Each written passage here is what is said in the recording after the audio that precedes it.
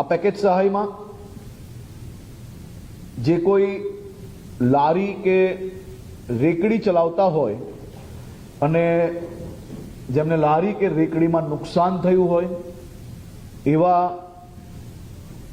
લોકોને 7500 રૂપિયાની સહાય કરવાનું નક્કી કરવામાં આવ્યું છે, જેની નાની કેબિન હોય 40 ફૂટ સુધીની એવા સૌ લોકોને 25,000 રૂપિયાની સહાય કરવાનો નિર્ણય લેવામાં આવ્યો છે।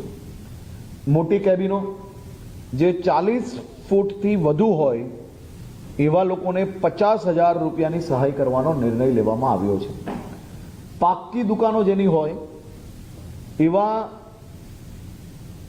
સૌ લોકોને 1 લાખ રૂપિયાની સહાય આ છેલ્લા 3 મહિનામાં જે લોકોએ જીએસટી રિટર્ન ભર્યું હશે એની કોઈ મર્યાદા નથી, પરંતુ જે જીએસટી રિટર્ન ભરતું હોય એવા લોકોને પાક્કી દુકાનમાં 1 લાખ રૂપિયાની સહાય આપવામાં આવશે।